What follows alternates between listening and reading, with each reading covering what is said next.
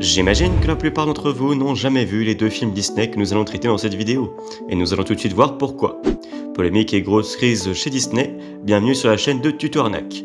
Aujourd'hui nous allons voir deux films au sujet tendu, commençons sans plus tarder par La boîte à musique. C'est le 8e classique d'animation des studios Disney sorti en 1946, ce film est une compilation de 10 courts-métrages musicaux chantés par des artistes de l'époque. C'est la 3e compilation de courts-métrages d'animation produite par le studio durant les années 1940, après Saludos Amigos en 1942 et Les Trois Caballeros en 1944.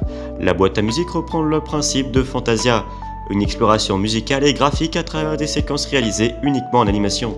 Cependant, à la différence de Fantasia, la composition musicale sont plus variées, comprenant outre de la musique classique, de la musique populaire et notamment du jazz et du swing. Par ailleurs, les séquences mettant en scène des histoires plus fortement liées à la culture américaine que Fantasia, exception faite pour le conte russe de Pierre et le loup. L'accueil du film est assez mitigé. Cette 3e compilation renforce la dissociation entre les premiers longs métrages considérés par beaucoup comme des chefs-d'œuvre et une période artistiquement moins glorieuse pour le studio qui s'achèvera à la sortie en 1950 de Cendrillon.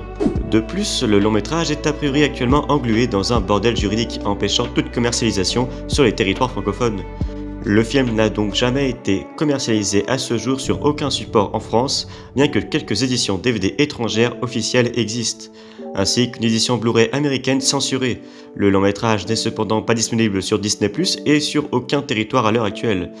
La boîte à musique a cela de particulier d'être un long métrage excessivement difficile à se procurer, sans que l'on sache réellement ce qui l'empêche d'être largement commercialisé à travers le monde. Rendez-vous compte, par exemple, exception faite de sa sortie en salle en France durant les années 1940, le long métrage n'a depuis lors plus jamais été commercialisé sous quelque forme qu'il soit, hormis une édition VHS locative durant les années 1980. Seuls quelques pays se sont depuis risqués à la commercialisation DVD, les États-Unis d'abord en 2000, mais aussi une version censurée. Le Danemark l'a suivi quelques années après, toujours en version censurée, mais avec les 10 séquences à nouveau réunies. L'Italie s'y est également mis juste après, et enfin, tout récemment le Royaume-Uni, et ça s'arrête là. Ce film a surtout été créé dans le but de générer des bénéfices. Le studio a enchaîné plusieurs échecs, et en 1941, la production de Bambi, réellement ambitieuse, pousse le studio à s'endetter, et c'est cela qui a poussé la firme à produire ce film à petit budget. De plus, Walt avait toujours l'idée de poursuivre le concept de Fantasia, en associant des séquences animées et de la musique plus populaire. C'est en 1940 qu'il lance un projet dans ce sens. Ce film marque une rupture, Walt Disney perdant sa place d'artiste chéri des années 1930. Néanmoins, à l'instar de Saludos Amigos, le film génère un bénéfice pour le studio en rapportant près de 2 millions. Cependant, vous imaginez bien que comme je n'ai pas vu ce film, il est tellement dur à procurer. Du coup, n'ayant pas vu, je ne pourrais pas lui mettre une note, et donc la boîte à musique ne fera pas partie de notre classement. Mais par contre, j'ai réussi à voir, grâce à mes talents de hacking, de prochains films dont nous allons parler et qui lui aussi est introuvable en DVD comme sur Disney+, mais pour d'autres raisons. Je parle bien sûr de Mélodie du Sud.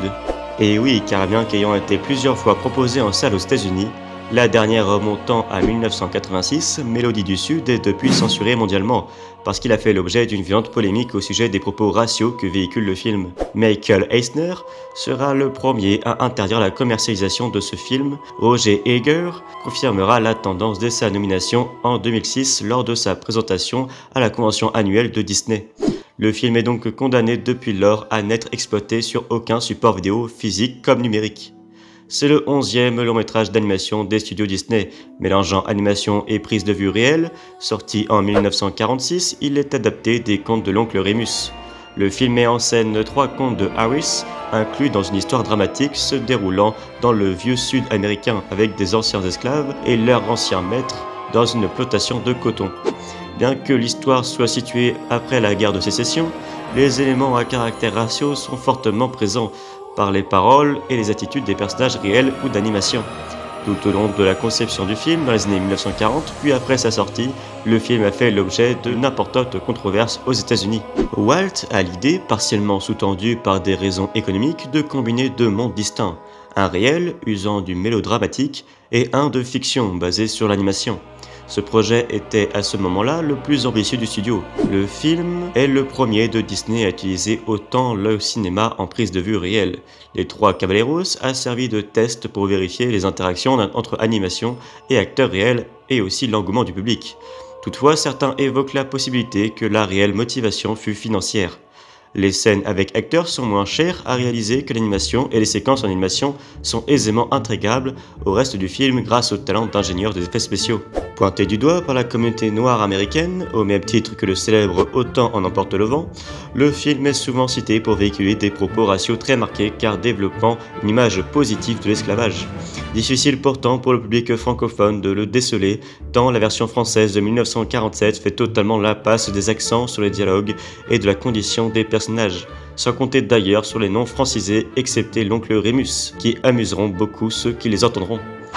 Pour autant, Mélodie du Sud ne dégage pas que de la valeur négative. Il est également rempli de valeurs positives recourant au traditionnel thème si cher à Walt Disney. L'oncle Rémus porte en lui tout seul le scénario du film. Les enfants s'harmonisent parfaitement ensemble et leur relation avec l'oncle Rémus respire l'amitié étroite et sincère. Le film comporte également une panoplie impressionnante de chansons très joyeuses que l'on retient inévitablement. On s'attache d'ailleurs assez vite à tous les personnages chaleureux. Le film comprend 3 principales séquences d'animation, soit un total de 25 minutes, ayant chacune au moins une chanson. Cette prédominance de la musique est une méthode pour raconter de manière non visuelle des histoires parfois complexes, techniques, réutilisées par la suite dans plusieurs productions Disney telles que Le Livre de la Jungle de 1967 ou Baloo inculque à Mowgli ses préceptes de la vie. Techniquement, alors que dans le film précédent les animateurs et leurs assistants se répartissaient les personnages au sein des séquences d'animation, il s'avère que dans Mélodie du Sud, plusieurs animateurs ont traité de larges portions d'animation de leur totalité. Cette méthode a permis une meilleure interaction des personnages principaux par des réactions instantanées. Le résultat financier du film est assez modeste. Le rapport annuel de septembre 1947 indique que la boîte à musique et Mélodie du Sud ont généré ensemble d'un bénéfice de 1 million de dollars, une fois retiré leur coût de production. Bref, un film très compliqué à juger, et pourtant je vais lui donner une note. Pour le scénario, j'ai mis 2,5 sur 5, l'animation 2,5 sur 5 également, la musique j'ai mis un 2 sur 4, l'impact culturel 1 sur 2, la vibe du film un 2 sur 5, tu lui fais un total de 10 sur 20. Soit un film sympa, si l'on oublie toutes les polémiques derrière, mais qui a un peu mal vieilli, et qui, bien que agréable, est surtout très oubliable. Voilà, j'espère que cette vidéo vous aura plu, comme d'hab vous connaissez la chanson, abonnez-vous, likez la vidéo, etc.